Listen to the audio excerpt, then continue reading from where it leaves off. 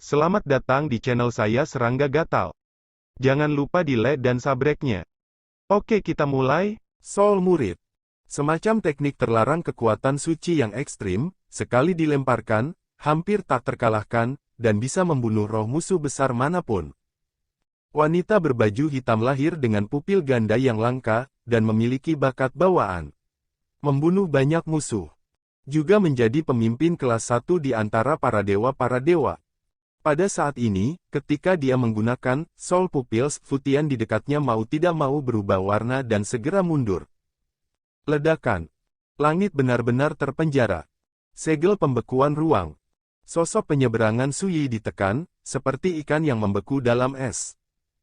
Hampir pada saat yang bersamaan, simbol aneh berbentuk seperti kata Yi diam-diam menebas lautan kesadaran Suyi.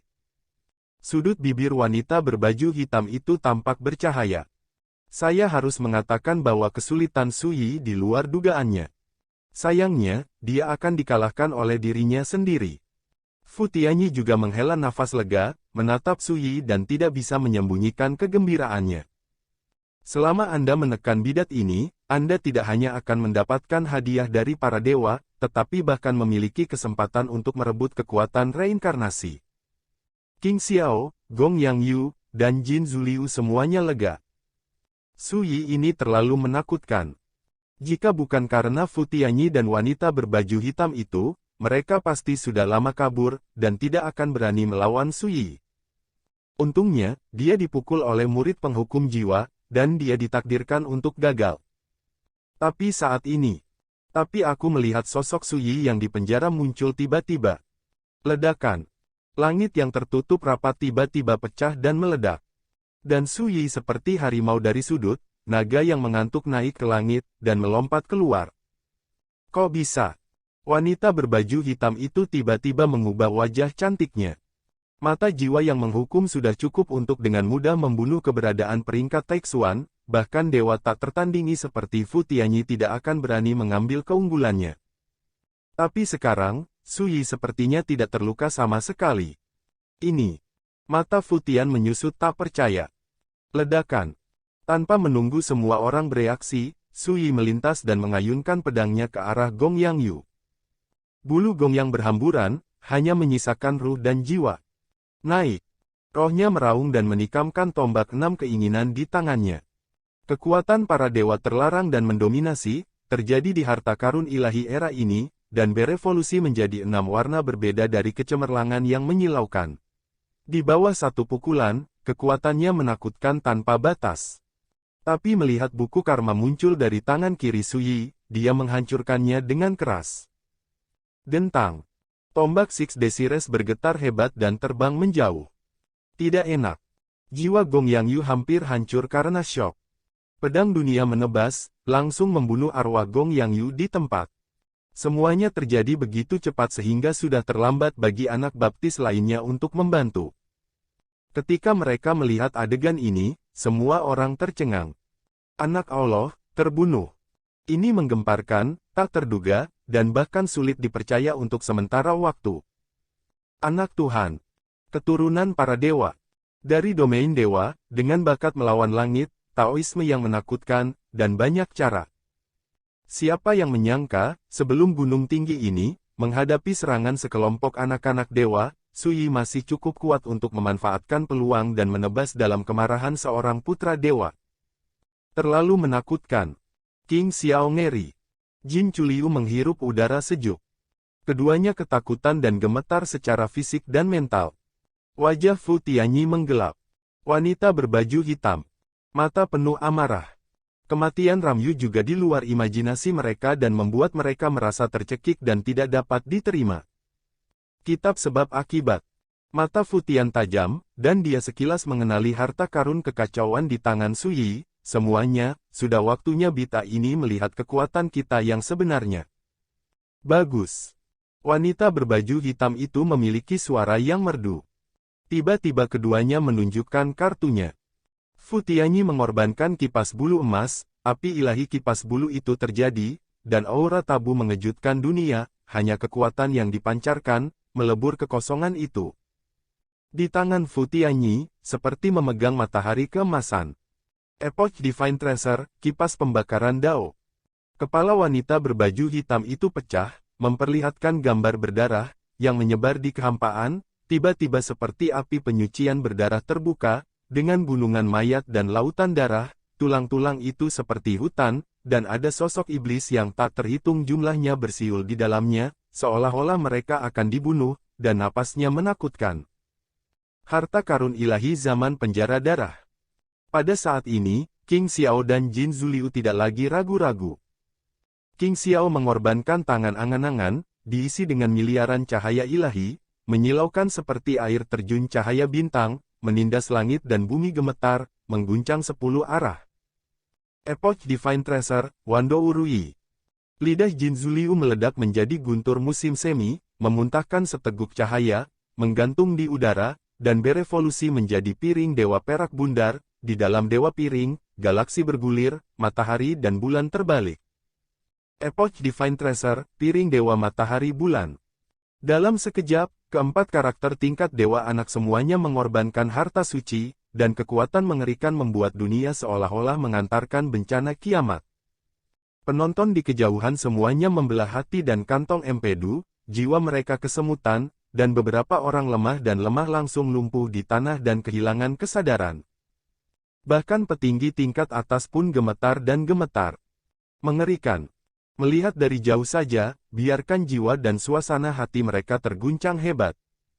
Hal yang paling aneh adalah setelah kematian Gong Yang Yu, tombak Dewa Enam keinginan yang semula dikendalikan olehnya tidak melarikan diri, tetapi dipenuhi dengan niat membunuh yang mengerikan. Feng Yao Yao menunjuk Sui, ingin bergerak. Pada saat ini, Sui menyipitkan matanya. Dia merasakan ancaman yang mematikan. Dengan kata lain, berdasarkan kekuatannya sendiri, dia ditakdirkan untuk tidak mampu melawan pembunuhan mengerikan seperti itu. Bunuh. Begitu Futian dikirim, dia melambaikan Dao Burning Fan di tangannya, dan api ilahi yang tak berujung mengalir keluar seperti sungai yang dan hanyut. Api para dewa sangat ganas dan mendominasi.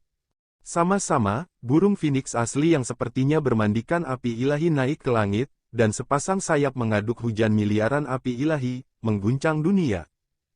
Itu benar-benar kekuatan Phoenix yang sebenarnya. Di dalam Burning Dao Fan, setelah dilemparkan, ia dapat langsung mencium dunia besar, dan tidak ada yang tersisa. Pada saat yang sama, penjara darah dan segudang iblis di tangan wanita berpakaian hitam menyebar, dan hantu iblis mengerikan yang tak terhitung jumlahnya bergegas keluar, padat dan sangat membunuh Sui. Potong. King Xiao meraung, Wan Dourui terbang ke langit, dan bintang-bintang jatuh seperti air terjun. Cakra matahari dan bulan berputar liar, tersapu dari puncak arus emas, seperti matahari dan bulan di langit, mekar dengan cahaya yang tak terukur. Ledakan. Bahkan Six Desires Guns menyerang dengan kejam. Pada saat yang sama, pedang manusia dan buku sebab akibat tiba-tiba menghilang dari telapak tangan Sui. Suara renyah bergema, seperti membuka kotak yang disegel untuk selamanya. Peti pedang 6 inci muncul di depan Sui. Peti mati pedang dibuka, dan cahaya pedang muncul di telapak tangan Sui.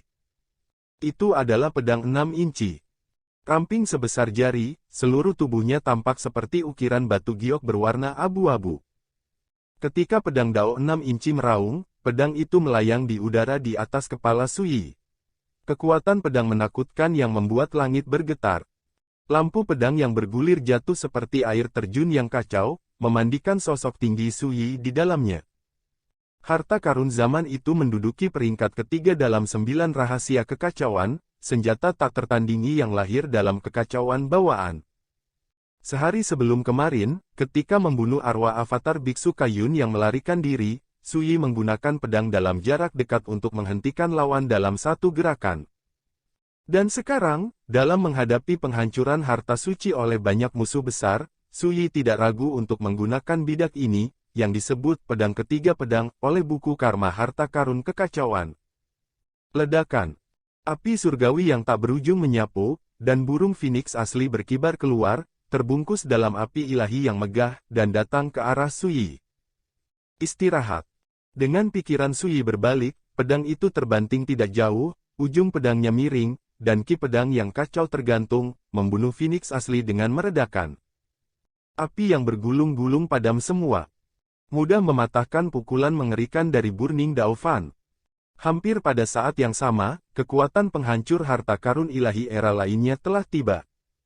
Su Yi tidak mundur atau menghindar, dan bergegas maju, dengan pedang tidak jauh dari langit, ki pedang kacau, dan didorong ke lapangan seperti kekuatan destruktif. Hantu dewa iblis yang tak terhitung jumlahnya meledak seperti gelembung. 100 juta bintang jatuh meledak dan pecah.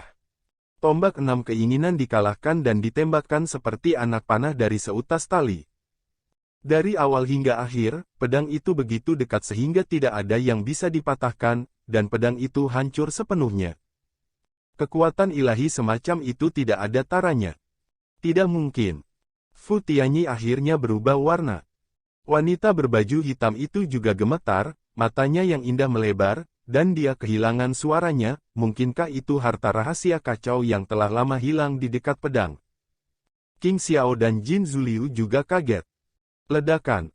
Pedang tidak jauh, cahaya dan hujan yang kacau mengalir, berubah menjadi energi pedang yang agung, mengalir di sekitar tubuh Su Yi. Pada saat ini, dia seperti Master Kendo, dengan kekuatan tak terukur, meliputi segala arah. Semua orang kaget. Baru pada saat itulah orang-orang menyadari bahwa tidak hanya karakter setingkat dewa anak yang memiliki harta karun ilahi era, tetapi Su Yi juga memilikinya, dan kekuatannya sangat besar. Menakutkan di luar imajinasi. Ketika semua orang terkejut, Su Yi tenang dan tenang. Dia berdiri diam dan mengangkat tangannya ke arah Qing Xiao, yang paling dekat. Mati. Dentang. Beberapa kaki di atas kepalanya, pedang itu berdentang, ujung pedang berputar, dan ujung pedang menebas ke arah Qing Xiao. Di kejauhan, Wan Dourui di atas kepala Qing Xiao terbang dengan keras. Kemudian, cahaya pedang membelahnya menjadi dua. Sekarat, wajahnya penuh keheranan dan kengerian, seolah tak bisa dipercaya. Pada jarak ribuan kaki, Su Yi tidak bergerak, dan pedang tidak pernah tersapu, hanya potongan ringan untuk membunuh dewa seperti Qing Qiao di titik. Faktanya, Qing Xiao tidak lemah. Dalam pertempuran sebelumnya, dia terluka parah oleh Su Yi, dan dia tiba-tiba dibunuh oleh Dao Shijian, bagaimana mungkin dia bisa bertahan?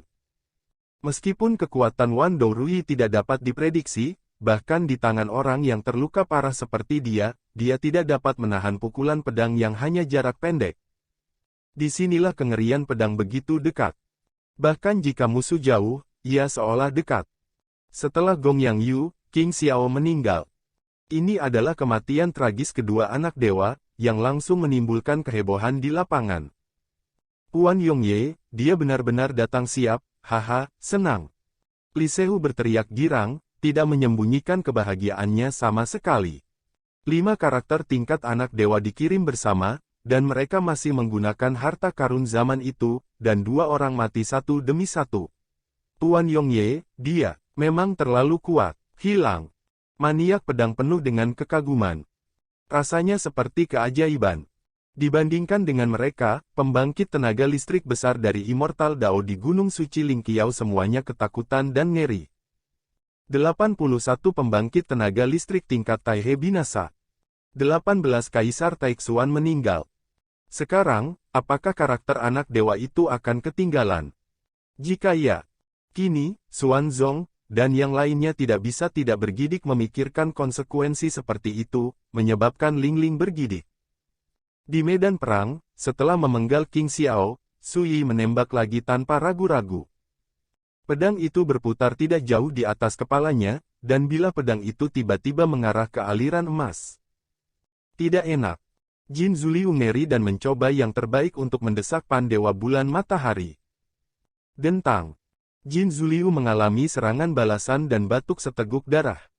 Pada saat kritis, Fu Tianyi dan wanita berpakaian hitam bergabung untuk membunuh Su Yi, yang memungkinkan Jin Zuliu mengambil kesempatan untuk menghindar.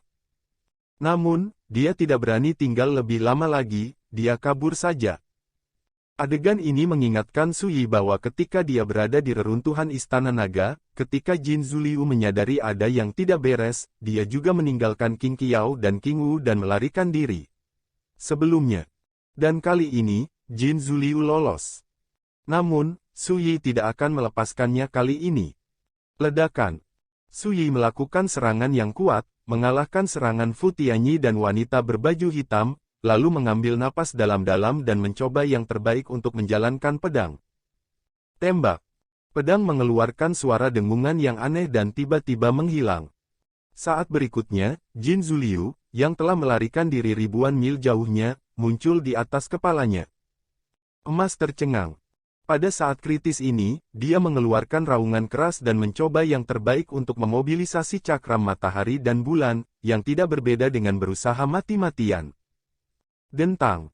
Dewa matahari dan bulan diledakkan lagi. Jin Zuliu langsung pingsan. Bagaimana pedang yang dikabarkan ini bisa begitu kuat? Sudah terlambat untuk berjuang, Jin Zuliu menyaksikan tanpa daya saat energi pedang kacau yang agung menutupinya ke segala arah. Dan itu hanya pedang sepanjang 6 inci, dan langsung terbunuh. Tubuhnya hancur berantakan dan jiwanya menghilang. Darah diseka oleh bubuk pedang yang mengerikan. Tidak ada tulang yang tersisa. Pedangnya juga menghilang. Semua terjadi dalam sekejap mata. Dan di medan perang, melihat pedang menghilang dalam jarak dekat, Fu Tianyi dan wanita berpakaian hitam mengambil kesempatan untuk membunuh, tanpa ragu-ragu. Tapi semuanya terhalang oleh buku sebab akibat. Aku sudah tahu akan seperti ini, sial. Sebab dan akibat mati rasa, dan Su Yi diprediksi tidak akan mengasihani dirinya sendiri. Pada saat ini, pedang telah kembali dari udara tipis dan muncul kembali di atas kepala Su Yi. Giliranmu. Su Yi berbalik, matanya dalam, dan dia menatap Fu Tianyi dan wanita berbaju hitam itu. Pada saat ini, keduanya tidak bisa menahan perasaan dingin di hati mereka. Mendapatkan pedang kembali, mereka secara kasar memperkirakan nasib Jin Zuliu. Fu Tian menarik napas dalam-dalam dan berkata, apakah kamu tidak ingin tahu mengapa saya membiarkan para dewa itu bertindak sebelumnya? Sekarang, biarkan saya memberitahu Anda. Ketika dia berbicara, dia tiba-tiba mengangkat kipas pembakaran Dao, dan lidahnya meledak menjadi guntur. Malam yang gelap adalah tirai, tidak ada langit yang menjadi penjara. Ledakan.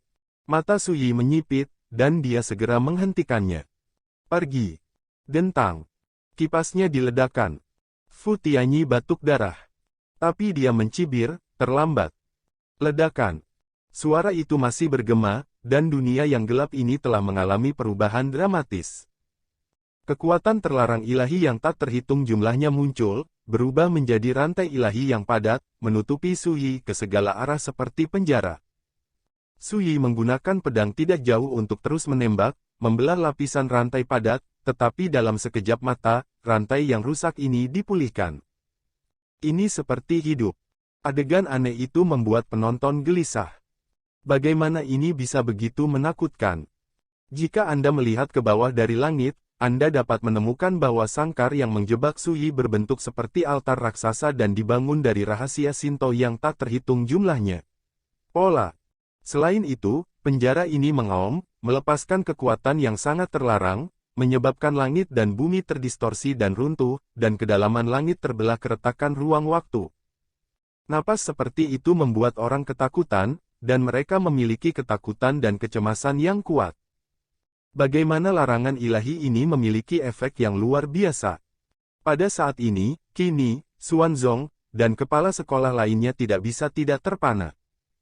Pertemuan pantau ini memang dikelola oleh mereka, namun formasi terlarang di malam yang gelap itu didirikan oleh Fu Tian, seorang anak dewa kelas 1. Oleh karena itu, Qini dan yang lainnya juga tidak tahu, ketika formasi ini berjalan dengan kekuatan penuh, itu sangat tabu dan menakutkan. Ledakan. Di penjara yang berbentuk seperti altar raksasa, Su Yi mengerahkan pedangnya dengan seluruh kekuatannya, menyebabkan larangan ilahi menjadi sangat bergolak. Tapi betapapun mengerikan dampaknya, larangan ilahi ini akan dipulihkan dalam sekejap mata. Su Yi mengerutkan kening. Apa ini terlarang? Mengerikan sekali. Segera, dia bergerak dalam hatinya dan mencoba menggunakan kekuatan reinkarnasi untuk menggunakan pedang raja. Tepat ketika dia akan habis-habisan untuk membunuh retakan itu menghilang lagi. Su Yi tiba-tiba mengerti. Kekuatan reinkarnasi memang dapat menahan larangan ilahi ini. Tetapi karena hukum reinkarnasi yang dia kuasai, dia hanya berada di level Taiwu, dan dia hanya bisa menggoyahkan larangan ilahi ini, tetapi tidak bisa melanggarnya. Kekuatan terlarang ilahi semacam ini hampir sebanding dengan kehendak keledai botak Buddha lampu pembakaran. Saat ini, buku sebab akibat juga disiagakan dan dijadikan perbandingan. Hal ini membuat hati Su Yi tenggelam. Sebanding dengan kekuatan kehendak Sang Buddha di masa lalu. Menurut kata-kata Sining, di alam para dewa, Buddha lampu yang menyala di masa lalu juga merupakan keberadaan para dewa. Dunia. Saat ini, kekuatan larangan ilahi hanya sebanding dengan kekuatan kehendak Buddha. Tidak heran bahkan kekuatan reinkarnasi sulit dihancurkan dengan pedang yang begitu dekat. Dalam buku sebab akibat, sebaris kata muncul lagi, sayangnya, Anda tidak dapat benar-benar mengerahkan kekuatan pedang ketiga, dan Anda tidak benar-benar membuatnya mengenali Anda sebagai master. Jika tidak, larangan ilahi belaka dapat dipatahkan dengan jentikan jari. Su Yi berkata dengan wajah kosong dibandingkan denganmu, kamu bahkan lebih tidak berguna. Kitab sebab akibat. Brengsek. Siapa yang menggunakan Lao Su sebagai tameng? Siapakah yang menjadikan Lao Su sebagai tukang batu bata? Ini juga disebut tidak berguna. Tetapi pada akhirnya, buku karma menahan keinginan untuk mengutuk, itu juga tahu bahwa situasinya berbahaya, situasi Su Yi genting, dan dia tidak ingin menimbulkan masalah. Su Yi, kursi ini akan memberimu kesempatan pada akhirnya, dan kamu dapat menyelamatkan dirimu dari kematian. Di kejauhan, Fu Tianyi tampak kedinginan. Su Yi sekarang menjadi binatang yang terperangkap di dalam sangkar. Su Yi mengabaikannya dan berkata, kamu mengatur agar utusan ilahi itu mati hanya untuk mengaktifkan larangan ilahi ini. Dengan nyawa dan pengorbanan darah mereka, melebur di tempat terlarang, metode ini benar-benar menakjubkan. Suaranya penuh ironi. Ketika kata-kata ini keluar, saya tidak tahu berapa banyak orang yang gemetar. Pengorbanan. Ternyata 81 karakter tingkat Taihe dan 18 dewa tingkat Taixuan sepenuhnya digunakan dan digunakan sebagai pengorbanan.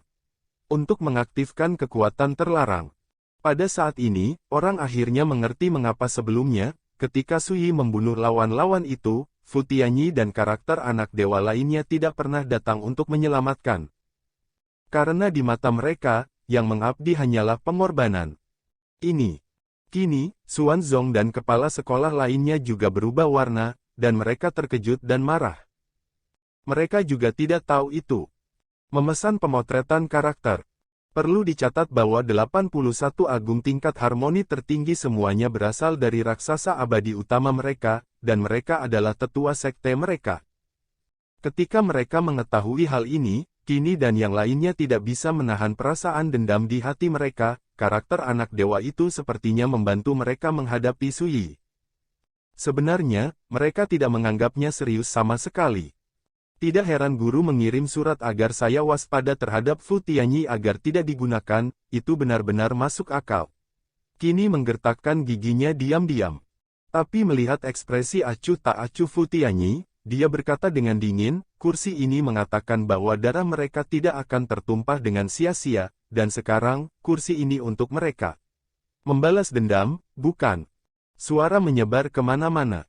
Dia merasa tidak ada salahnya menggunakan umpan meriam itu sebagai korban. Beberapa antek yang melayani mereka hanya karena berharga, mereka memenuhi syarat untuk digunakan oleh mereka, dan mereka tidak layak untuk melayani mereka jika mereka diganti dengan yang tidak berharga lainnya. Sikapnya yang kejam membuat orang ketakutan dan marah. Qin, Xuanzong, mereka tidak berani berbicara. Tidak peduli seberapa marah dan sedihnya kamu hanya bisa menahannya. Orang-orang berada di bawah atap dan harus menundukkan kepala. Ini juga akhir dari permainan. Dan sekarang, mereka masih harus mengandalkan Fu Tian untuk berurusan dengan Su Yi, siapa yang berani mengatakan sesuatu. Wanita berpakaian hitam mendesak rekan Taois, tidakkah kamu melihat bahwa Su ini menunda-nunda, bunuh dia sesegera mungkin, agar tidak terlalu banyak mimpi di malam hari. Fu Tian memberikan tatapan halus, dan berkata, jangan panik, dia menunda waktu, mengapa saya tidak melakukannya? Rekan jam tangan Taois, sudah waktunya untuk menilai kehidupan anak ini segera hadir. Ketika dia berbicara, dia tiba-tiba melihat ke atas, melihat ke kedalaman langit. Di kedalaman langit, celah ruang waktu sebelumnya ditembus oleh kekuatan terlarang ilahi. Pada saat ini, di kedalaman celah ruang dan waktu, ada aura menakutkan yang cukup untuk membuat dunia bergetar dengan cepat mendekat. Sekian dulu dari Mimin. Terima kasih.